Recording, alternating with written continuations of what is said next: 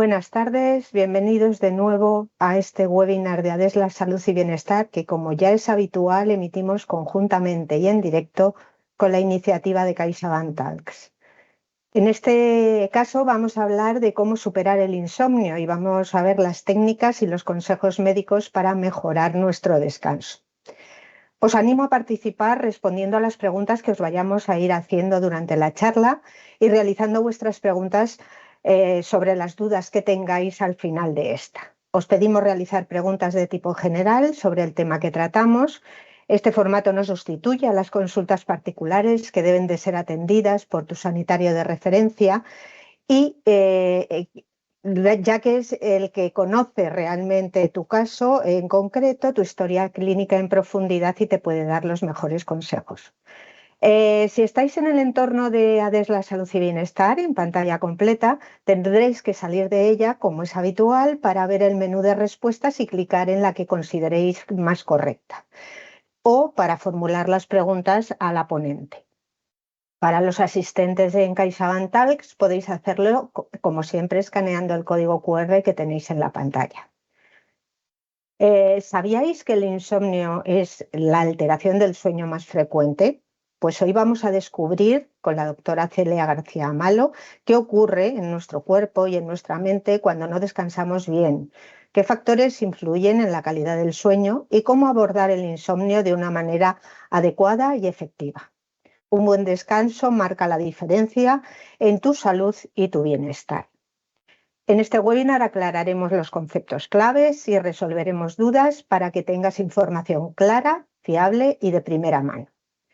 Bueno, pues como es habitual, os lanzamos la primera pregunta. ¿Sabéis cuáles son los problemas de salud que puede producir el insomnio?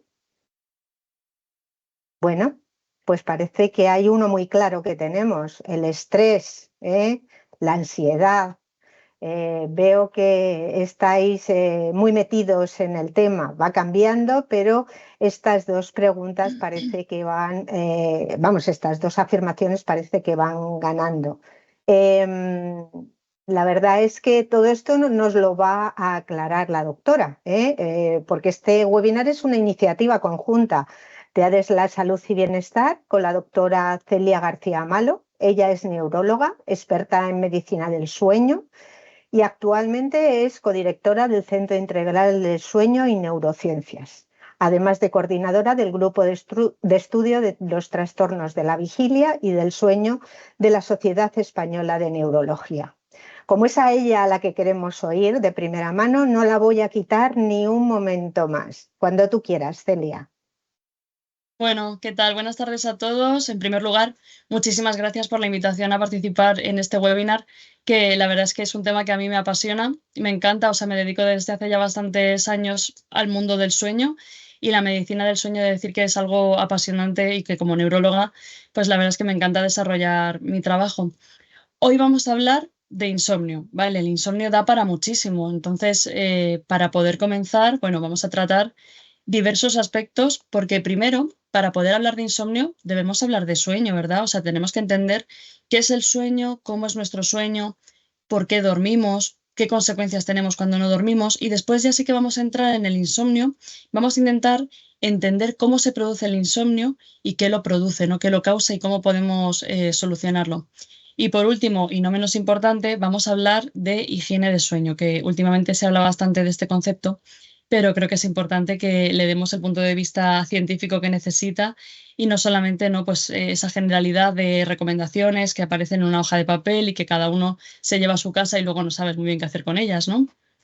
Así que mirad, para empezar, os quiero presentar algo. Imaginaos, ya sé que esto va a ser un poco destripar a lo mejor parte de la presentación, pero me apetecía empezar hablando de esto, ¿no? Imaginaos que contamos con un remedio, contamos con una pastilla, tenemos a nuestra disposición algo que tiene todos estos beneficios, ¿no? O sea, que mejora la memoria y la atención, mejora el rendimiento físico y mental, refuerza nuestro sistema inmunológico, incluso nos previene algunas infecciones y tipos de cáncer, regula el apetito y reduce las tasas de obesidad, normaliza las cifras de tensión arterial y por lo tanto nos reduce el riesgo de tener un evento cardiovascular, mejora el estado de ánimo, reduce la ansiedad, regula algunas de nuestras hormonas, ¿no? Imaginaos algo que tenga tantas propiedades y fijaos además ¿cómo sería si esto fuese algo disponible en todas partes y que además fuese gratis? Bueno, pues es que yo creo que nadie se lo pensaría dos veces, ¿no? O sea, yo creo que todo el mundo iría a buscarlo como loco. Pues esto, en resumen, es lo que hace nuestro cuerpo cuando duerme y estos son los beneficios que tiene el sueño saludable. Pero fijaos que a pesar de todo eso y que eso ya, lo que he presentado en la diapositiva anterior es algo que nuestra sociedad conoce, de lo que se está hablando, pero aún así, fijaos que los números que nos da la Sociedad Española de Neurología es que el 35% de la población española duerme menos de 6 horas, lo cual es clarísimamente una privación de sueño, ¿vale? O sea, es no llegar al tiempo que nuestro cuerpo necesita para lograr un buen descanso, que casi la mitad de la población duerme mal al menos un día a la semana, que España es el país que lidera, y esto es muy, muy impactante, el consumo de hipnóticos de perfil benzodiazepinas, que ya hablaremos después de ellos, y que muchísimas personas relacionan el dormir con una pérdida de tiempo o con ser menos productivos, o bueno, pues esta sociedad, ¿no?, que hemos generado, en el cual pues siempre tenemos que estar haciendo cosas, tenemos que llegar absolutamente a todo. ¿Y qué ocurre? Pues que al final el papel que ocupa el sueño pues se ha visto reducido. O sea, lo que hemos intentado ha sido pues llegar a todo, pero a costa de perder horas de sueño. ¿Eso merece la pena? Pues vamos a hablar sobre ello y vamos a ver cómo podemos darle al sueño el papel que merece y por qué es importante hacerlo. Vamos a hablar un poco de qué es el sueño. Fijaos que la definición de sueño es bastante obvia, ¿no? Porque realmente es un estado biológico diferente del estado de vigilia. Es muy importante el sueño porque fijaos que pasamos muchísimo tiempo de nuestra vida dormidos y es un estado particular porque las personas, mientras estamos durmiendo, no somos conscientes de nosotros mismos ni tampoco somos conscientes del entorno. Y esta característica es la que permite que a nivel neurológico puedan ocurrir un montón de procesos que no pueden ocurrir cuando estamos despiertos y estamos recibiendo información del exterior o de nuestro propio cuerpo. Para nada es un estado pasivo, es decir, dormir no significa no hacer nada, sino todo lo contrario. Dormir es un estado en el que se producen muchos procesos que necesitamos para mantener la salud. Y es reversible, ¿vale? Porque nos dormimos y nos despertamos, ¿vale? No es como si hablásemos de un estado de inconsciencia o algo así, sino que esto pues va ocurriendo de manera periódica. Ocurre de manera periódica, estamos despiertos, dormimos, estamos despiertos, dormidos, y esta periodicidad es lo que conforma los ciclos de sueño y vigilia que como veremos a continuación sigue un ritmo que se llama circadiano. Circadiano quiere decir que va con el ritmo del día, ¿no? Con el ritmo de la luz y del sol. Es una actividad que es universal para todos los animales y que es imprescindible para la vida. Si no dormimos, morimos. Entonces, el sueño cumple una función importante, ¿vale? Y por eso pasamos tanto tiempo durmiendo, no es simplemente perder el tiempo. Bueno, fijaos que el ser humano es un animal que está preparado, está predispuesto a que en la señal de luz, cuando hay luz, nuestro cerebro entiende que tenemos que estar despiertos. Y por contrario, cuando es de noche, cuando hay oscuridad, entonces es cuando se activan los mecanismos de sueño. Y esto se va produciendo de una manera periódica, como dije, ¿no? Pues a lo largo de las 24 horas. Pero fijaos bien que también hay otro sistema de regulación del sueño que es un poco más complejo y que es intrínseco, o sea, no depende de la luz del sol, sino que depende de nuestro propio cuerpo, ¿vale? Es un regulador interno por el cual cuantas más horas llevemos despiertos, más fácil es que nos quedemos dormidos. Y por el contrario, cuanto más tiempo llevemos dormidos, más fácil es que nos despertemos. Y esto es porque hay una serie de sustancias que se van acumulando en el cuerpo a medida que pasamos horas durmiendo o horas de vigilia para que se produzca la fase contraria, ¿vale? Entonces es algo que se va regulando intrínsecamente y que también va coordinándose con la luz del sol. La luz del sol es la señal que percibe nuestra retina, que llega hasta núcleos del hipotálamo, y esa señal de luz y ese estímulo lo que hace es activar toda nuestra corteza cerebral y mandar las señales de vigilia, ¿vale? De estar despiertos, de estar reactivos, de tener energía, de tener memoria, etcétera.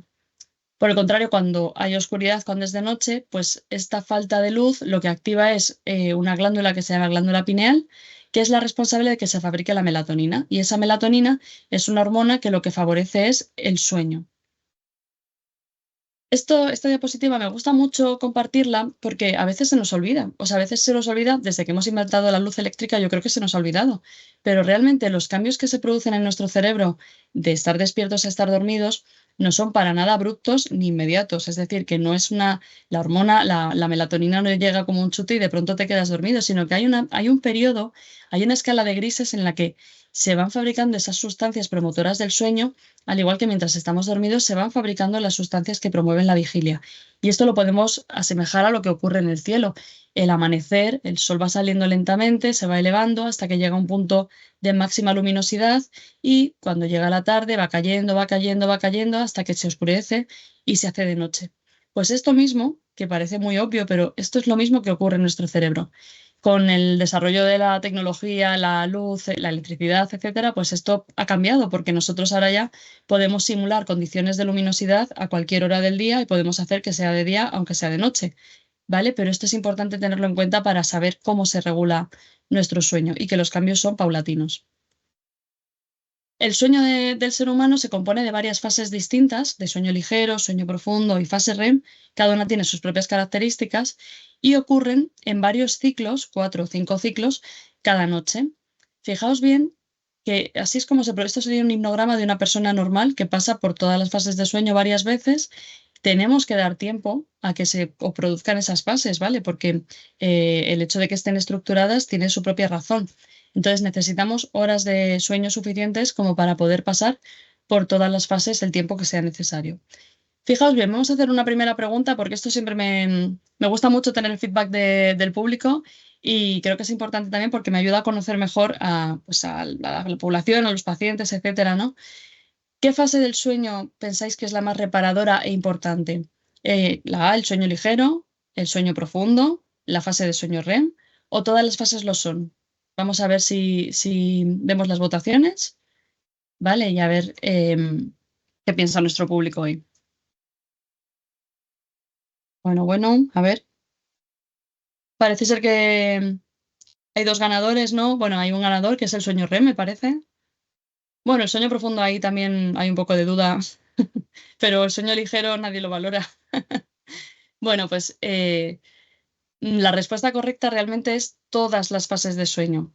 Se tiende a despreciar mucho a la fase de sueño ligero, pero como dije, tienen que producirse todas las fases y tenemos que pasar determinado tiempo por cada una de ellas para que el sueño sea, bueno, perfecto, para que tenga una arquitectura buena y que sea saludable. Es decir, que por sí solas, la fase de sueño profundo, la fase de sueño REM, no caracterizan un sueño normal y reparador. Lo que lo caracteriza es pasar por todas ellas y el sueño ligero también tiene su función. ¿Vale? O sea, yo creo que eso también tenemos que darle un poco de valor. Luego, fijaos bien cómo a lo largo de la vida, fijaos, esto sería el nacimiento y tenemos aquí el primer año de vida, 10 años, 20 años, 100 años. Las necesidades de sueño van cambiando a medida que cumplimos años y las proporciones del sueño REM y del sueño no REM también van cambiando. Es decir, el sueño es algo dinámico y que nuestro cuerpo, nuestra biología lo va adecuando según nuestras necesidades y nuestra edad. Es verdad que si hacemos un poco promedio de las horas de sueño, ¿verdad? Pues en general los recién nacidos duermen mucho tiempo, los niños necesitarían dormir 11 horas habitualmente, los adolescentes un poco menos los adultos jóvenes y los ancianos pues duermen habitualmente un menor número de horas.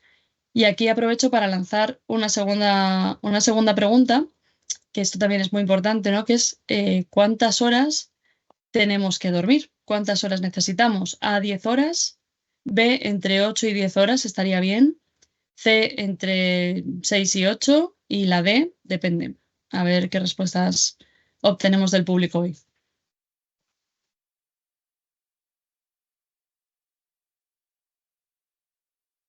6 y 8 parece que la mayoría. A ver si cambian los gráficos. Bueno. Sí, va habiendo cambios, ¿eh? Bueno, 10 horas nadie cree que haya que dormir 10 horas. Bueno, contamos con que la mayoría son adultos de mediana edad y demás. 6, 8 horas sería la ganadora. Pues mirad, muy importante. Creo que esto se nos ha vendido bastante, ¿no? O sea, tenemos bastante en mente, eh, bueno, pues la idea de que tenemos que dormir un número estricto de horas, que tenemos que ser como súper rigurosos. La realidad y la respuesta correcta es depende. Depende de muchas circunstancias. La definición y lo que debemos decir, ¿no? O sea, cuando alguien nos pregunta, ¿no? ¿De cuántas horas tiene que dormir? La respuesta es depende. Es que no lo puedes saber. O sea, yo como médico no lo puedo saber. Depende. Cada uno tiene que dormir las horas, el tiempo, el número de horas que le permitan sentir satisfecho con el descanso. Es decir, afrontar el día siguiente con normalidad, tener energía, concentrarse correctamente, no tener somnolencia excesiva ni cansancio, fatiga, etcétera, ¿no? Es decir, eso ya pues depende mucho de cada uno. Si hacemos un poco el promedio, ¿no? Los estudios poblacionales que se han hecho, lo más estándar sería entre 7 y 9 horas. Pero también hay personas que tienen otras características, ¿no? Y que son variantes de la normalidad y no son patologías. Hay personas que se llaman dormidores largos o long sleepers, que son personas que necesitan dormir más de 10 horas para estar bien. O short sleepers, que son lo contrario, pues personas que a lo mejor duermen 5 horas y funcionan perfectamente. Y a esas personas no les podemos obligar a dormir 8 horas porque es que no las van a dormir y no necesitan tomar ningún tipo de fármaco ni hacer ningún tipo de... No necesitan nada porque su patrón de sueño es ese y tienen un sueño reparador, normal y les permite estar bien al día siguiente. Es decir, que ahí cada uno tiene que valorar, también a lo largo de la vida cambia, ¿no? Como dije, pues cuántas horas necesita cada uno pues para estar bien al día siguiente. Luego vamos a hablar un poco de los cronotipos, que es un poco la preferencia que tiene cada persona en dormir o estar despierto en un horario u otro. Seguro que algunos conocéis variantes de la normalidad y seguro que o tenéis hijos que lo tienen o padres o, bueno, seguro que alguien lo ha visto. El patrón estándar, el ritmo el cronotipo estándar es una persona que más o menos tiene sueño a las 11 o las 12 de la noche y duerme hasta las 7 o las 8 de la mañana. Sería un horario como muy, muy común, muy estándar. Pero luego fijaos que también hay personas que se llaman adelanto de fase o patrón alondra, que tienen tendencia a tener sueño y a despertarse muy temprano. Es decir, que a lo mejor a las 9 de la noche ya dicen, ay, mira, es que ya, o sea, ni me hables porque ya es que me caigo de sueño, no quiero ir a cenar porque es que me quiero meter en la cama y dormir. Y a lo mejor se despiertan a las 4 o las 5 de la mañana. ¿Puede ser un trastorno del sueño? Pues puede ser un trastorno del sueño cuando no pueden llevar ese horario por condiciones de trabajo o estudios. Imaginaos que esta persona tuviese que trabajar por la tarde, pues claro, no va a ser capaz de terminar bien el turno y va a perder horas de sueño. Y luego también tenemos el contrario, ¿no? Que es un poco el retraso de fase, que es muy común en adolescentes, hasta 1 de cada 5 adolescentes tiene esta tendencia, que es lo contrario, o sea, tener sueño pues ya de madrugada a las 3 las 4 las 5 de la madrugada y que si les dejas dormir libremente, pues a lo mejor duermen hasta las 11 o incluso a las 12 la 1 y han dormido bien, pero duermen en otro horario, o sea, duermen desfasados de lo que se considera estándar. Este tipo de personas, y los adolescentes particularmente, pues oye, tienen que madrugar porque tienen que ir al instituto y esto pues muchas veces les lleva a ir privados de sueño porque a las 7 además se madruga un montón para ir al instituto, a las 7 suena el despertador y tienen que ir. Entonces las primeras horas de la mañana, pues obviamente como podéis observar, están dormidos porque su cuerpo todavía está bajo los efectos de la melatonina. Entonces les cuesta mucho concentrarse y es una causa por la que puede aparecer fracaso escolar, ¿no? Entonces es importante conocer los cronotipos y en muchas ocasiones también puede ser útil que uno mismo conozca su cronotipo o incluso las empresas o las universidades, los centros de estudios, favorecer que las personas estén adaptadas a su cronotipo porque van a tener mucho mejor descanso y después van a tener mucha más salud, van a ser más productivos, van a ser más felices y esto es muy importante conocerlo.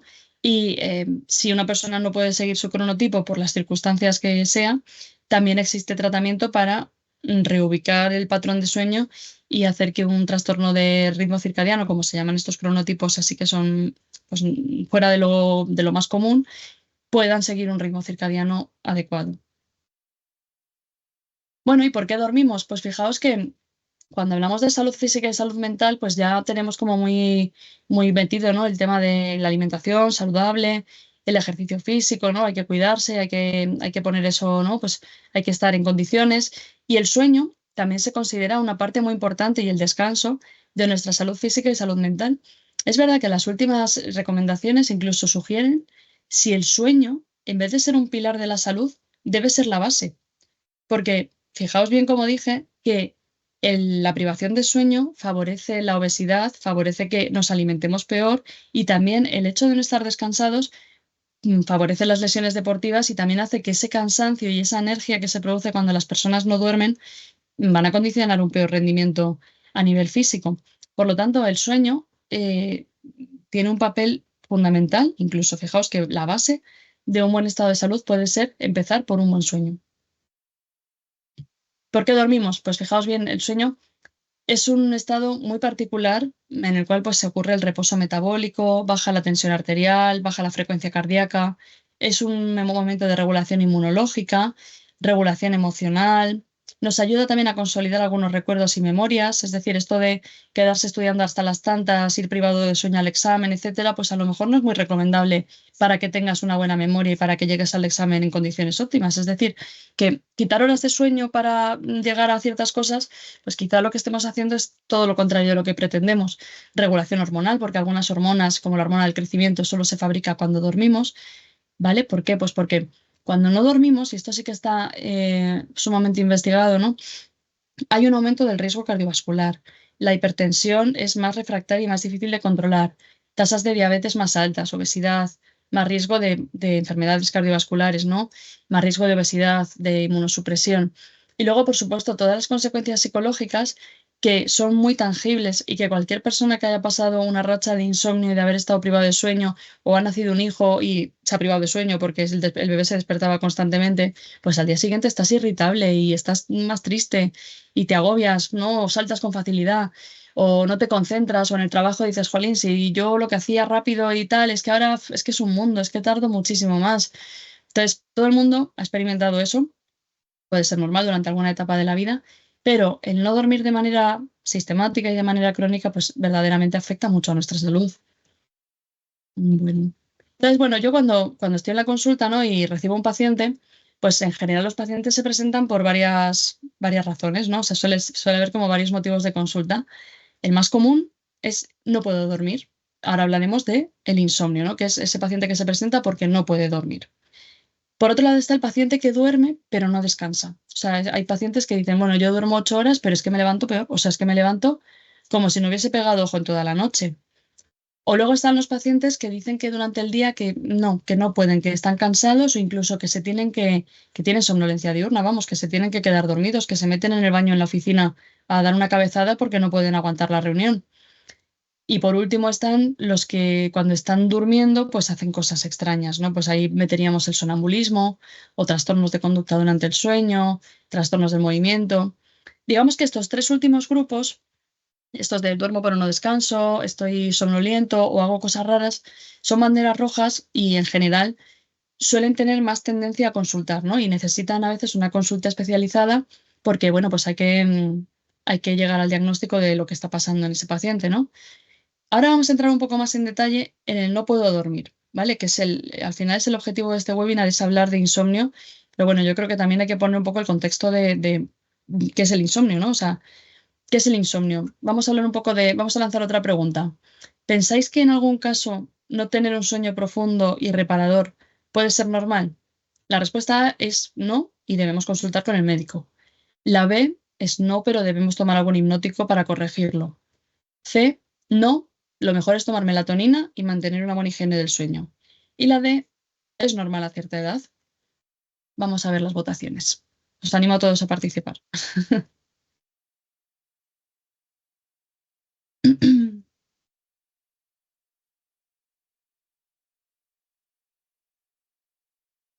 Bueno, hay una tendencia muy clara. Bueno, ahí están a cierta edad.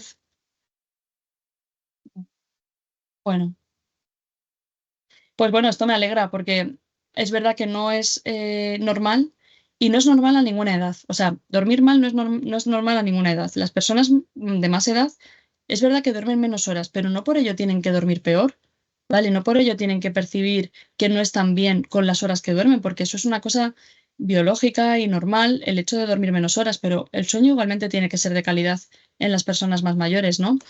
Entonces, ni hipnóticos, ni melatonina, ni higiene del sueño. O sea, si una persona percibe que no tiene un sueño reparador y no tiene un sueño profundo, lo más recomendable es consultar con el médico porque es verdad que en ciertas ocasiones a veces hay enfermedades, ¿no? Que alteran el sueño y que nos provocan este síntoma. Entonces hay que evaluarlo. El insomnio, fijaos que es la dificultad para dormir pero ojo, cuando tenemos las condiciones adecuadas para hacerlo, o sea, cuando disponemos de, pues, que no nos estén despertando constantemente, que no estemos en un sitio con mucho ruido, que no estemos muertos de calor, o sea, con las circunstancias buenas, pues no poder dormir. Lo acotamos como insomnio de conciliación cuando el problema es iniciar el sueño, quedarse dormidos, de mantenimiento cuando nos despertamos en mitad de la noche o demasiado temprano y ya no nos dormimos, o mixto cuando ocurren las dos cosas, ¿vale? Aquí en rojo veríais los periodos de la noche en los que el paciente está despierto. En este caso tarda 1 hora en dormirse, se desvela 2 horas de madrugada y luego tiene otro despertar ahí más tarde, duerme otro rato y ya se levanta. Todo esto se considera insomnio. Y luego podemos hablar de insomnio agudo, subagudo o crónico, según la persona lleve durmiendo poco, pocas semanas, pocos meses o más de 3 meses cuando ya hablamos del insomnio crónico. Fijaos que el insomnio es un síntoma, o sea, como el dolor de cabeza o como, yo qué sé, el dolor de estómago. Todos los síntomas en medicina tienen que ser evaluados para buscar su causa. Porque, claro, el hecho de buscar la causa es lo que te permite solucionarla. Si no profundizas en el tema y todo síntoma que es insomnio lo tratas exactamente igual, pues muy difícilmente podrás curar, ¿no? Y resolver ese problema desde la base. Para hablar de insomnio, es para mí súper súper importante conocer esta regla, que es la regla de las 3 Ps. Y cuando se lo cuento a los pacientes en la consulta, pues yo veo su cara, ¿no? Y es que creo que despiertan, ¿no? De lo que entienden muchas cosas de lo que les está pasando.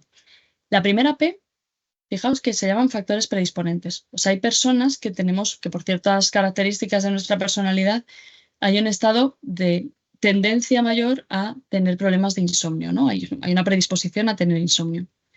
Los factores precipitantes son aquellas cosas que de pronto un día no duermes.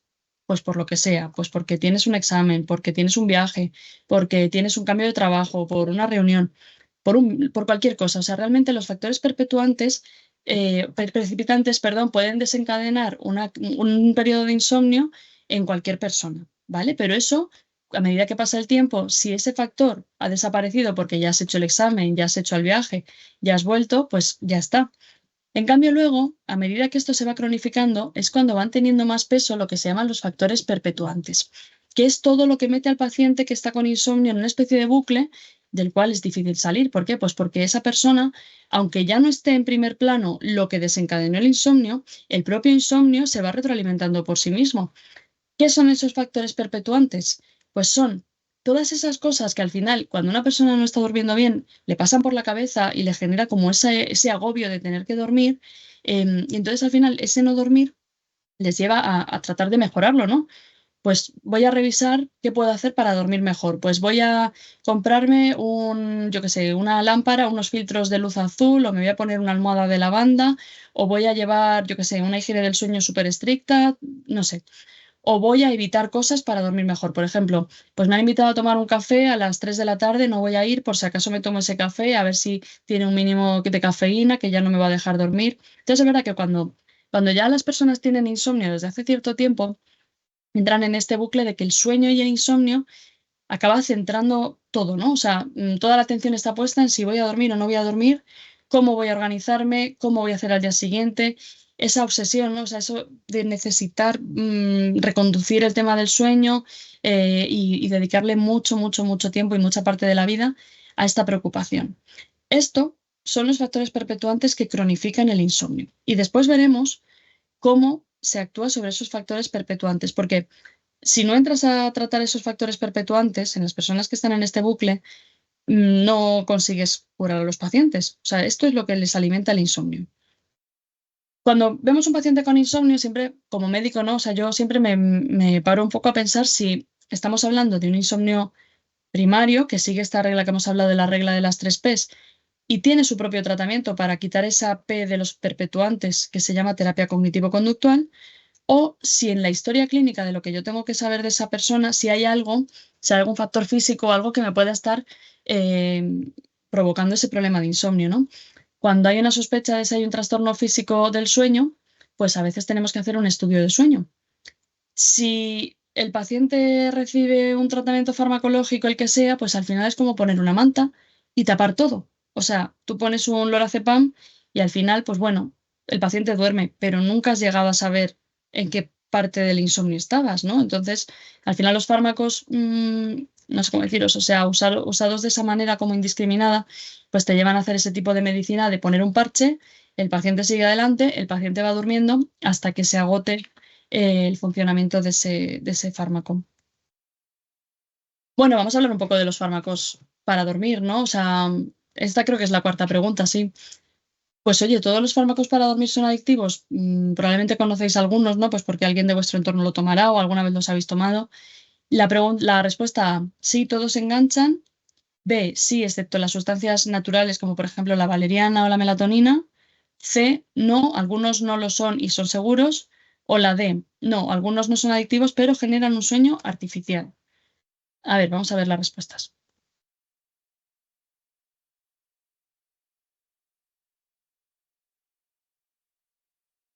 Bueno, pues hay dos ganadoras, a ver si cambia un poco las gráficas.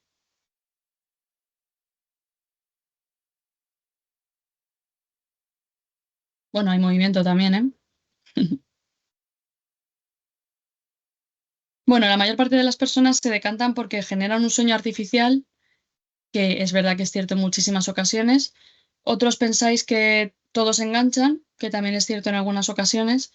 La respuesta correcta es que algunos no son adictivos y algunos son muy seguros y funcionan bien, ¿vale? Entonces, bueno, aquí hay que ir un poco más allá de los fármacos, no sé cómo deciros, que están tan en la calle que todo el mundo los ve, que todo el mundo los puede recibir porque si lo tiene tu vecina te lo va a dar seguro, ¿vale? Y son fundamentalmente las benzodiazepinas, ¿vale? Es lo que os decía, España es el primer país del mundo en consumo de benzodiazepinas. Las benzodiazepinas son los Cepam, ¿vale? O sea, son pues el bromazepam, lorazepam, lormetazepam, clonazepam, todos estos fármacos son benzodiazepinas, que son fármacos muy buenos, son unos hipnóticos muy buenos, pero tienen un problema y es que tienen que usarse por un periodo de tiempo, pues tienen que tener un principio y un final. Es decir, lo recomendable es no usarlos más de 4 semanas continuadas. ¿Por qué? Pues porque cuando tú vas tomando el lorazepam, al principio claro que hace efecto y es un fármaco muy bueno, como digo, ¿eh? O sea, está muy bien el lorazepam, pero si lo sigues tomando y no haces otras estrategias para corregir lo que haya debajo de esa manta, pues al final vas a caer en depender del lorazepam, ¿no? O sea, ya no te vas a poder dormir si te vas de viaje y te has olvidado el lorazepam en Madrid. Y además se genera tolerancia. Y esto es que si tú vas recibiendo la misma dosis todos los días, al final pierdes el efecto. Entonces lo que hacen, ¿no? O sea, la solución rápida es me tomo 1 y 1/4. Bueno, me tomo 1 y medio. Bueno, 1 y 3/4 y ya luego me tomo 2.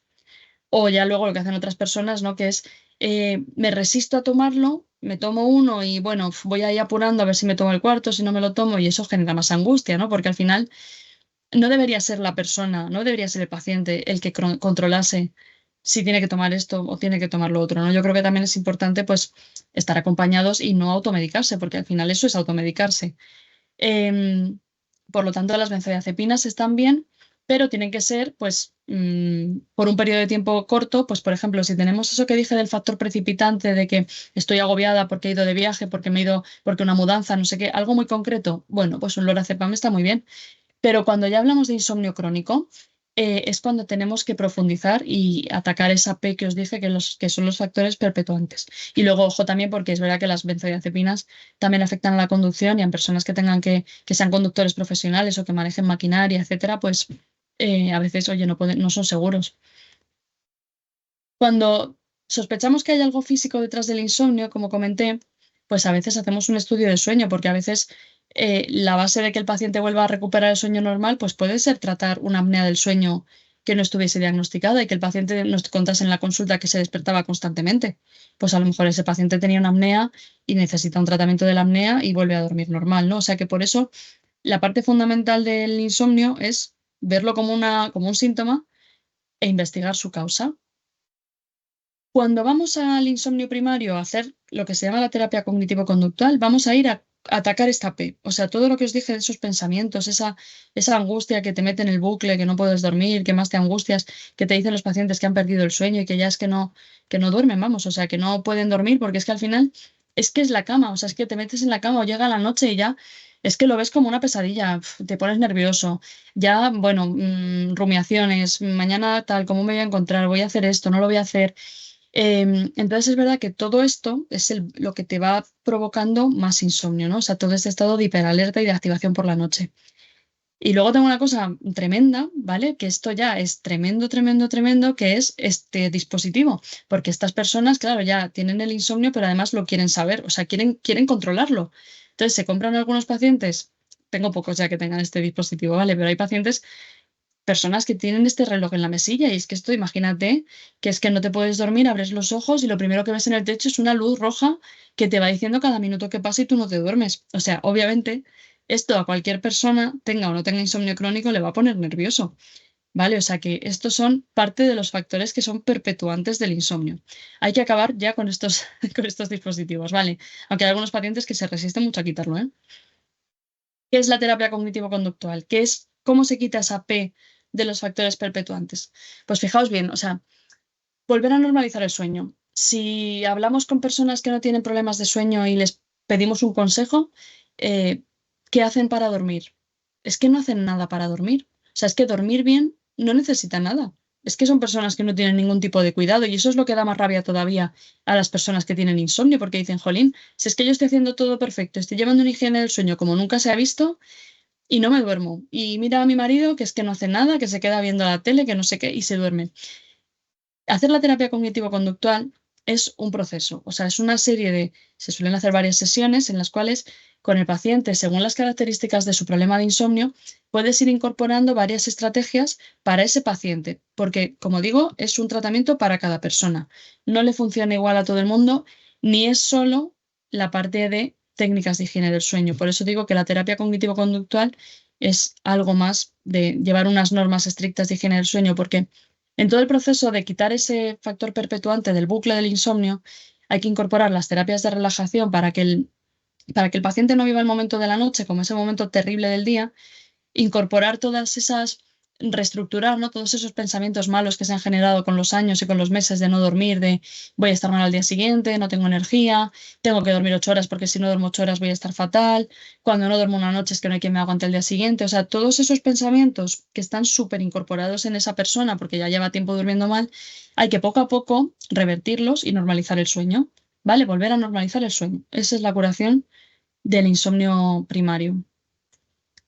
Por eso digo que la higiene del sueño por sí sola, que luego vamos a hablar un poco de ella, porque es algo que nos puede ayudar un montón a las personas que no tienen insomnio o incluso nos puede ayudar a promover la salud en nuestro entorno, con nuestros hijos, con nuestros padres, puede ser muy buena, puede ser muy beneficiosa porque nos ayuda a todo esto que os digo, a priorizar el sueño, a darle importancia, a que yo tengo que descansar, que voy a hacer todo lo que pueda para estar desconectado y que mi sueño sea fuerte. Pero ojo, porque si les das higiene del sueño a aquellas personas que ya están en el bucle, puede ser que les ayudes, pero a veces puede ser que les obsesiones, porque quieren hacer una higiene del sueño sumamente perfecta para curar ese insomnio por sí solos, ¿no? Y al final eso genera más angustia, porque a veces, oye, la higiene del sueño no es matemática y muchas veces puedes repetir 5 veces el mismo patrón y una noche duermes y otra noche no. Vale, o sea que aquí también hay que individualizar mucho cómo se aplica la higiene del sueño dentro de lo que es una terapia cognitivo-conductual del insomnio. Así que la higiene del sueño, ya os digo que es una parte muy importante de cómo se puede mejorar el descanso, pero cuando hay una persona que ya está en el bucle del insomnio, a veces es insuficiente por sí sola para que se resuelva el problema de manera completa, ¿no? Vamos a entrar un poco en la higiene del sueño, ¿vale? Partiendo de la base de que queremos mejorar, ¿no? Lo que ya tenemos. Esto yo también siempre me gusta decirlo porque igual que tenemos la dieta y tenemos el ejercicio físico y a veces no tenemos todas las circunstancias adecuadas por tiempo, ¿no? Y demás para hacer ejercicio físico, oye, siempre hay pequeños cambios que puedes hacer que pueden ayudarte, aunque no sea perfecto, o sea, aunque no sea todo lo que a ti te gustaría hacer, pero cada uno tiene que, dentro de las circunstancias que tenga, pues si hay algo que se pueda mejorar, intentar hacerlo, porque eso va a ser mejor que nada, obviamente, ¿no? En primer lugar, la higiene del sueño. Horarios regulares. ¿Por qué es importante los horarios regulares dentro de la higiene del sueño? Por lo que hablamos de los ciclos de sueño. O sea, si nuestro cerebro es capaz de predecir cuándo va a dormir y cuándo va a estar despierto, esas hormonas que se tienen que fabricar van a ser mucho más potentes, ¿vale? O sea, van a ser mucho más potentes las que promueven la vigilia y el sueño. Aquí, bueno, pues hay personas que pueden tener problemas pues porque tengan un trabajo a turnos o porque tengan viajes de trabajo y sufran jet lag, etcétera. Pero bueno, para la mayor parte de la población, si podemos ser más regulares, será beneficioso. Y esto se refiere también al fin de semana, evitar el atracón de sueño de quedarse en la cama hasta las 11, porque eso no es regularidad de horarios. O sea, regularidad se entiende que es 1 hora arriba, 1 hora abajo, no 3 horas más arriba, ¿vale? O sea, eso es regularidad de horarios. Sitios iluminados durante el día. La luz del sol es el regulador del sueño más potente para las personas. O sea, el más potente, no hay otro más potente que el sol. Claro, hoy en día tenemos trabajos que son sedentarios y a veces trabajamos en sitios donde hay muy poca luz natural, ¿no? O sea, a veces es verdad que hoy en la oficina no tengo ventana. Esto era distinto a lo mejor cuando trabajábamos al aire libre y estábamos más en movimiento. Aunque no sea perfecto, como digo, a veces, pues decir qué pequeños cambios puedo hacer para mejorarlo. Pues a lo mejor en vez de ir en metro a trabajar, puedes darte un paseo porque en la calle hay luz. O a lo mejor en vez de quedarte, yo qué sé, después de comer tomándote un café en la oficina adentro, te apetece darte una vuelta a la manzana y recibir un poco de luz del sol, ¿no? Así que ahí ya cada uno, pues siempre hay alguna cosa que se puede mejorar por pequeña que sea. Evitar las siestas. Cuando una persona tiene algún problema en el sueño de la noche, lo recomendable es no dormir siestas para que el sueño de la noche sea más fuerte, porque el sueño de la noche en oscuridad, como dije, es el sueño que nuestra biología necesita, ¿no? O sea, el sueño bueno del ser humano. Bueno, a veces una pequeña siesta en una persona que no tenga problemas de sueño es muy buena. Una pequeña siesta de menos de media hora, pues a veces ayuda a que en la tarde pues, sea mejor y que tengamos más energía. Pero si hay un mínimo problema de sueño por la noche, lo recomendable es evitarla. Una dieta adecuada también forma parte de lo que es higiene del sueño, ¿no? Pues obviamente también es un poco sentido común. Hay que evitar cenas súper abundantes, ricas en grasas, porque a veces no se está haciendo la digestión, puede ser una fuente de tener despertares o beber mucho líquido durante la tarde-noche y te vas a levantar al baño, ¿vale? O levantarte por la noche en los despertares a comer, que bueno, también lo hace bastante gente, el alcohol, la cafeína. A veces hay algunas cosas que por el contrario favorecen el sueño, ¿no? Pues como tomar una infusión o la leche y sus derivados por el triptófano, eso también son cosas que promueven una relajación y pueden favorecer el sueño. El ejercicio físico es el segundo regulador del sueño más potente por detrás de la luz. Cuando hacemos deporte, aunque sea un deporte no súper intenso, pero se fabrica cortisol, nos relaja, nos da autoestima, ¿vale? Y eso también es otro contraste que necesita nuestro cerebro para entender que vamos a estar despiertos y vamos a estar activos. Por eso, el ejercicio físico, por norma general, debemos evitarlo en las últimas 3 4 horas antes de irnos a la cama, porque ese pico de cortisol, pues es un chute de energía y a lo mejor luego te intentas dormir a las 11 de la noche y no hay manera. Importante este tema porque yo lo veo mucho en la consulta, por ejemplo, con adolescentes que están haciendo baloncesto hasta las 9 de la noche, que ya tienen una tendencia al retraso de fase. Entonces, si encima van a baloncesto hasta tan tarde, pues llegan a casa súper activados y no se van a dormir a las 12, se van a dormir a las 3 o a las 4, ¿no? Entonces, bueno, esto a veces hay que individualizarlo, pero a ser posible el ejercicio es mejor hacerlo por la mañana o a primera hora de la tarde. Restringir el uso de dispositivos porque al final la exposición a la luz confunde a nuestro cerebro porque le transmite la idea de que es de día y bloquea la secreción de melatonina. Y también no solo por la luz, sino porque en el móvil pues puedes tener una serie de estímulos que te van a activar la mente, pues porque veas una noticia que no te guste o porque veas un email a destiempo y ya digas, madre mía, mañana lo que, lo que me espera. Vale, o sea que restringir el uso de dispositivos al menos 1 hora antes de ir a dormir. Lo ideal es pues leer un libro, tener una charla, yo qué sé, escuchar un poco de música, un podcast, algo que sea pues favorecer el estar relajado. La cama para dormir. O sea, no pasar tiempo despierto dentro de la cama, porque esto, cuanto más tiempo pasan las personas despiertas dentro de la cama, más se relaciona la cama con otras cosas que no es el sueño, ¿no? Y al final, cuando uno está entrando en problemas de insomnio, eso genera mucho agobio, el estar en la cama escuchando la mente, porque cuando uno está ahí sin dormir, lo único que hace es pensar y son pensamientos a veces bastante ilógicos y distorsionados por la noche.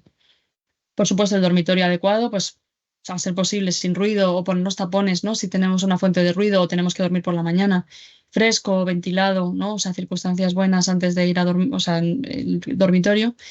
Y luego, para la hora antes de ir a dormir, pues hay personas a las que les relaja hacer algo de meditación o hacer respiraciones, ¿vale? O hacer técnicas de control atencional, como puede ser, incluso contar ovejitas se considera una técnica de control atencional, pues ver globos de color pastel que se inflan y se desinflan, hay mil técnicas de relajación que pueden favorecer pues que estemos mejor para ir a dormir. Entonces voy a escribir lo que sería una rutina ideal, ¿vale? Que nadie la puede tener, pero yo la voy a contar, ¿vale? Por si acaso alguien tiene muchísima suerte y puede hacer esta rutina. ¿Qué sería lo ideal? Pues despertarnos con la luz del sol, ¿no? Pues que de pronto amanezca, te entre un rayo de luz por la ventana, te despierte, ya tu retina se lo percibe, te manda todas las señales al núcleo supraquiasmático, se te activa toda la corteza cerebral, te vas a hacer deporte un rato, te da un chute de cortisol y tienes mucha energía, estás totalmente sincronizado, ¿no? Porque ya es de día, tú estás ahí haciendo deporte, encaras el día fenomenal y ya luego llega la noche y estás con una luz tenue, ¿no? Estás en un ambiente así relajado, pues con una luz más bien anaranjada, que inhibe menos la melatonina, te tomas una infusión, lees un libro, escuchas música y ya te vas a dormir porque ya has pasado toda la zona de grises, ¿no? De ese periodo como de desaceleración. Em, Obviamente yo sé que esa rutina perfecta nadie la, bueno, nadie, entiendo que muy poca gente la va a poder hacer, pero como dije, pues a veces dentro de lo que cada uno podemos hacer, pues poco puede ser mucho, ¿no? Por supuesto, mensajes importantes para terminar este webinar, que dormir es imprescindible para que estemos sanos a nivel mental y a nivel físico, que dormir mal o dormir poco no es normal para nadie en ningún momento de la vida. El insomnio, por supuesto, se debe investigar como cualquier otro síntoma y que tenemos que buscar la causa para poder dar con una solución desde la raíz. Cuando ya el insomnio se ha cronificado es cuando tenemos que salir del círculo vicioso del insomnio mediante terapia cognitivo-conductual, a veces con la ayuda de algún fármaco si es necesario o no, y que la higiene del sueño pues al final es para todos, sobre todo para las personas que quieran mantener un mejor descanso, priorizándolo, ¿no? Bueno, evitar automedicarse porque es verdad que en la consulta muchas veces se ven personas que llevan 40 años de lorazepam, etcétera. Consultar antes, pues siempre los pacientes que llegan antes, pues llegan mejor porque suelen tener menos tiempo de insomnio crónico, menos exposición a fármacos y menos este bucle que hemos dicho, ¿no? O sea que esos serían un poco los mensajes más importantes. Y yo creo que con esto concluimos la parte, digamos, teórica y damos tiempo para algunas preguntas. Bueno, muchísimas gracias por vuestra atención. Muchísimas gracias, Celia. Yo creo que por lo menos a mí me ha aclarado bastante toda la charla y cómo lo has ido hilando para que podamos ver claramente los problemas que podemos tener y que no nos habíamos dado cuenta. ¿eh? La verdad es que hay un montón de preguntas y está generando mucho interés. Hemos intentado agruparlas en bloques, entonces vamos a pasar directamente a la primera pregunta, si te parece. Mm. Nos dicen si realmente hay personas que necesitan dormir menos que otras, que no se lo creen mucho todavía. Pues sí, totalmente, totalmente. Hay personas que duermen 5 horas y están perfectos. Yo he tenido un montón de pacientes en la consulta que vienen por ese motivo, porque toda su familia está muy preocupada, porque duermen 5 horas y a ver si les va a pasar algo malo. Pero claro, yo realmente preguntando al paciente, ¿y qué tal te encuentras por el día? ¿Tienes sueño? ¿Estás cansado? No, es que estoy perfecta, es que toda la vida duermo 5 horas y es que estoy fenomenal. Variante de la normalidad y no necesita ningún tipo de tratamiento. Otra cosa es, duermo 5 horas, pero me levanto cansada, ya llega la tarde y digo, es que no me concentro, estoy más irritable, no me siento con fuerzas de ir a dar un paseo, hacer un poco de deporte. Eso sí es un caso de insomnio, cuando tiene repercusión durante el día. Hay varias personas que preguntan si si para dormir lo suficiente hay que hacerlo de una manera continua, es decir, seguido, eh, o si se puede hacer a intervalos, 3 horas, me levanto, realizo alguna tarea y luego vuelvo a dormir otras 4 horas, que bueno, pues hay mucha casuística en esto, entonces, ¿qué consideramos que es lo más adecuado? Esta pregunta es buenísima, o sea, es buenísima porque si nos fijamos, bueno, si recuperamos un poco en nuestra mente cómo se producía el sueño en esos ciclos que vimos, ¿no? Que había que pasar varias veces por todas las fases de sueño, etcétera. No es lo mismo dormir 2 más 2 más 2 más 2, aunque te sumen 8, que dormir 8. O sea, no es lo mismo porque el sueño necesita pasar por todas las fases y suficiente tiempo en ellas. Entonces, el sueño en trozos no suele tener calidad. No suele tener calidad. Una parte del tratamiento es juntarlo, ¿vale? O sea, personas que a lo mejor duerman 7 horas, pero en periodo de 3 más 2 más 2, pues lo que hay que intentar es agruparlo para que duerman las 7 horas del tirón y se nota muchísima mejoría en la calidad de sueño, por supuesto. O sea, ese patrón de sueño no es bueno y rara vez, las personas que tienen ese patrón muy rara vez se sienten satisfechas con el sueño porque suele ser no reparador. Sí, es cierto. Bueno, la relación del sueño con la capacidad de memorizar ha levantado muchas expectativas. Nos preguntan que cuánto afecta la falta de sueño a nuestra memoria. ¿Se afecta la falta de sueño de la misma manera a la memoria a corto plazo y a la memoria a largo plazo? Yo creo que aquí hay estudiantes que se lo están pensando.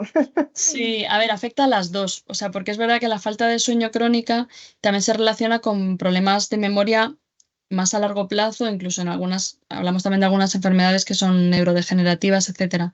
Pero la memoria a corto plazo también se deteriora porque el sueño tiene sobre todo la fase REM, tiene mucho que ver con los procesos de memoria y aprendizaje.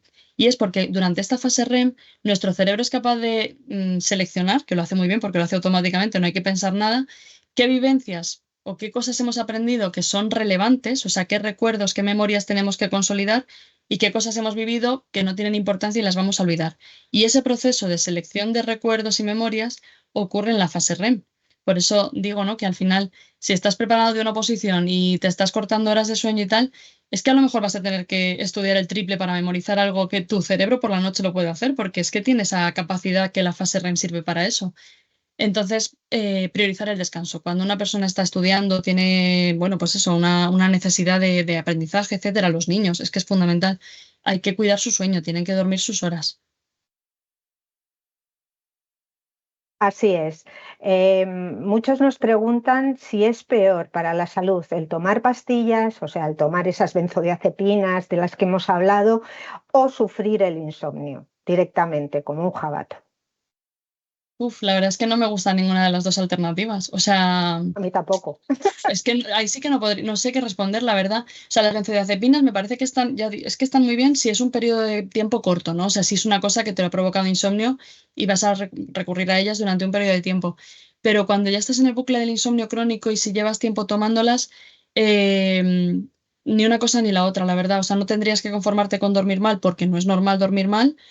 A veces el proceso de quitar una benzodiazepina también es laborioso, o sea, que no solamente se quita la benzo, o sea, no le puedes decir al paciente, quítate un poquito de no sé qué, un poquito, ve bajando. A veces no es suficiente porque los pacientes se frustran mucho porque notan el quitar el poquito. Entonces, hay que entrar desde la base, ¿no? O sea, si el problema es lo que decíamos de los factores perpetuantes, pues hay que identificarlos y incluso a veces el paciente con muy poca información explicándole cómo funciona, lo puede corregir. Vamos, que a veces los pacientes, la intuición te lleva también a, ¿no? Te puedes dar cuenta de lo que está pasando. Entonces, ni una cosa ni la otra, la verdad. Las benzos, yo ya os digo, tengo pacientes que tienen lorazepam desde hace un montón de tiempo, siempre se puede quitar, ¿eh? O sea, no hay ninguna persona en el mundo que sea incapaz de quitar una benzo, eso no existe, ¿vale? Lo que pasa es que a veces hay que usar otros fármacos acompañando la retirada, hay que individualizar, ¿vale? Pero que todo el mundo puede quitarla, vamos, o sea, todo el mundo, con un buen abordaje, todo el mundo es capaz de suspender una benzodiazepina. Es lo que decíamos, acudir al especialista sanitario, pues es lo más importante porque es el que te conoce, el que puede investigar y el que te puede dar unas Mm. recomendaciones basadas más más personalizadas, ¿eh? Bueno, pues nos empiezan a hablar ya de lo que está de moda, de los wearables, ¿eh? ¿Qué piensas de esas pulseritas que hay que monitorizan la actividad física del sueño? Si son fiables, si se pueden utilizar, si generan más insomnio precisamente por ese bucle del que has hablado. Sí, a ver, yo, mira, esto también es una pregunta muy buena, ¿eh? Porque también acuden muchos pacientes a la consulta.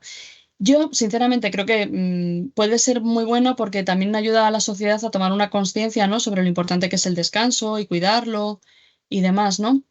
Pero claro, la precisión que tienen, pues muchas veces en cuanto a cómo estiman las fases de sueño y todo eso, pues no es precisa, ¿no? Y también hay personas que están un poco en la obsesión de tener un sueño con un patrón perfecto y tampoco lo necesitan. Por ejemplo, yo tengo pacientes que han consultado porque la aplicación te dice que no tienes sueño profundo más de 30 minutos y que te dice que te lo marca en rojo, ¿no? Que dice, esto es claramente patológico. Claro, a ver, pues primero vamos a preguntar al paciente qué nos dice. Oye, yo me levanto bien, es que yo creo que duermo bien, pero es que fíjate lo que me dice el reloj. Si la persona está bien y duerme bien, no hay que darle ninguna importancia porque si no caes en el bucle de obsesionarte y a ver qué puedo hacer para ganar más minutos de sueño profundo. Y en sí mismo eso no es un trastorno del sueño. O sea, si la persona está bien, eso no es un trastorno del sueño. ¿vale? O sea que yo creo que ahí hay que tener un poco de cautela y, pues bueno, intentar, si las personas tienen un trastorno del sueño, a veces no es conveniente que lo usen porque les puede obsesionar y dar más angustia. Es mi experiencia. Y como has dicho, utilizar el sentido común, que muchas veces es el menos común de los sentidos que Sí. tenemos. Bueno, pues esta ya es la última pregunta. Me da mucha pena porque la verdad es que estaba disfrutando un montón y creo que nuestra audiencia también. Nos preguntan si hay diferencias de necesidades de sueños entre hombres y entre mujeres. Bueno, las mujeres por lo general duermen menos, o dormimos menos. Por lo general tenemos más tendencia a tener problemas de sueño que los hombres. Y también hay momentos de la vida de la mujer en los que hay más frecuencia de trastornos del sueño por factores hormonales, ¿no? Por ejemplo, el embarazo es uno muy claro, también el posparto y la perimenopausia. Entonces, es verdad que las mujeres también tienen otra peculiaridad y es que consultamos menos con el médico, ¿no? O sea, tenemos una mayor demora en la solicitud de asistencia sanitaria por mil motivos de salud y el sueño es uno de ellos, porque a veces se da por normal, ¿no? Pues del embarazo, bueno, pues voy a dormir mal. O perimenopausia, pues voy a dormir mal. Entonces esto, claro, pues también nos lleva a tener más problemas de sueño. Al igual que otras enfermedades de sueño, pues también son más frecuentes en los hombres y a veces tampoco consultan, ¿no? Por ejemplo, la apnea del sueño es más frecuente habitualmente entre los hombres. Pero bueno, el problema de la demora en las consultas de las mujeres yo creo que es algo muy reseñable porque la mayor parte de estas personas pues han llegado más tarde a la consulta que los hombres por lo general. Y es algo que no solamente ocurre en el sueño, sino que ocurre prácticamente en la mayoría de las patologías más frecuentes que Sí, tenemos sí. y de tipo crónico. Pues lamentándolo mucho, no tenemos tiempo para más. Yo me estaría aquí otra hora más hablando contigo, Celia. Agradezco a la audiencia su gran interés y participación y sobre todo te agradezco a ti el que hayas estado con nosotros, nos hayas prestado tu tiempo y nos hayas dedicado todo tu conocimiento para que nosotros estemos más claros a la hora de padecer, o sea, de saber si padecemos o no padecemos insomnio y qué podemos hacer. Pues nada, muchísimas gracias a vosotros por la invitación, que ha sido un placer y espero que a la audiencia le haya resultado útil, práctico y nada más. A mí es un tema que me apasiona, o sea, me encanta el tema del insomnio particularmente porque creo que es muy frecuente y se puede hacer mucho por esas personas, por supuesto. Se nota un montón, Celia, que te gusta, ¿eh? Lo vives con pasión y eso es muy importante. Bueno, pues estamos ya en la recta final y me gustaría que a la audiencia que me contestara dos preguntitas que son muy sencillas y que además hemos estado hablando de ellas durante toda la charla. Con todo esto que hemos contado, ¿creéis que el insomnio puede agotar tu energía y afectar tu estado de ánimo? Bueno, pues parece claro, ¿eh? Entre un 9 y un 10, dos caritas ahí que sí que nos afecta y nos agota. Creo que es algo que nos debemos de llevar y consultar con el especialista en un momento, aunque hay alguien ahí un poco despistado que cree que no. Os lanzo la siguiente pregunta. ¿Querríais saber más de cómo mejorar la calidad del sueño? ¿Tener más charlas de este tipo? Bueno. Pues parece que está muy claro que sí, que el sueño importa y importa mucho. Como decía Celia, no solamente es uno de los pilares, sino que es transversal a todos los hábitos saludables. De todas formas, si queréis saber más sobre temas que afectan a la salud, os emplazo a visitar la plataforma de Adesla Salud y Bienestar, vía bien aplicación móvil o web. En ella podéis encontrar un plan específico para mejorar la calidad del sueño, conjuntamente con otros planes y programas de estilo de vida, como un plan de alimentación y un gimnasio virtual que os puede ayudar en esa actividad física, que como nos decía Celia, es el segundo pilar junto con la activación solar de los ritmos circadianos, de mantener unos buenos ritmos de sueño. Además, contamos con servicios como las orientaciones médicas, por si tienes alguna duda sobre este y otras consultas, para que puedas hablar directamente con un profesional y te lo pueda solucionar. En breve, como siempre, vais a recibir un mail en el que podréis descargar un link por si queréis ver este webinar otra vez. Además, una breve encuesta que por favor os animo a realizar para que podamos tener directamente un feedback de primera mano y saber vuestra opinión para poder adecuar todas estas charlas a lo que vosotros necesitáis y queréis oír. En este mismo mail vais a disponer de una pequeña infografía relacionada con el tema que hemos tratado y que os podéis descargar. Sin más, os emplazo a acompañarnos en la nueva charla que ya estamos trabajando y a visitarnos en nuestra plataforma de Adeslas Salud y Bienestar y consultar en el espacio de Salud y Bienestar de Adeslas. Muchísimas gracias por estar ahí, muchas gracias a Celia y nos vemos en la siguiente.